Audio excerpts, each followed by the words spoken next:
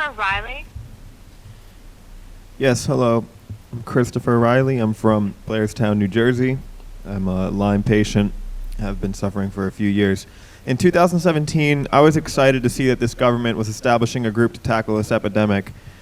We had needed reform for far too badly for far too long, and now I understand, because of the multiple conflicts of interest that exist with virtually every member sitting on the tick-borne disease working group, that in fact, none of you seek to reform the way this medical system treats Lyme patients. You seek to perpetuate their suffering for profit.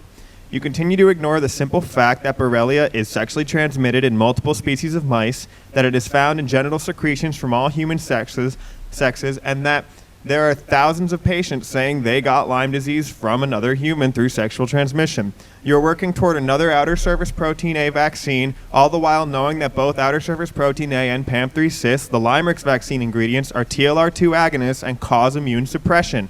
You knew it in 1994 when you patented our tests that don't work, and you knew it when you established the American Lyme Disease Foundation, an organization that amounts to a propaganda machine that pushes a false case description of this illness.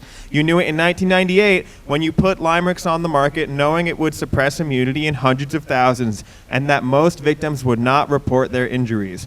Now, over 20 years later, I have yet to hear a single member talk about working towards throwing out the nonsensical case description you established in the 90s. We know Borrelia survives a month of antibiotic treatment. We know it is immunosuppressive. We have known it for 20 years, and we know it now.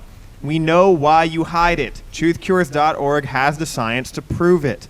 We are tired of victims to these crimes going misdiagnosed, undiagnosed, having no effective treatment, and killing ourselves. I request that you permanently disband and abolish the American Lyme Disease Foundation and update the IDSA guidelines that are false. Fix our fraudulent tests and fraudulent case definition that this propaganda machine perpetuates.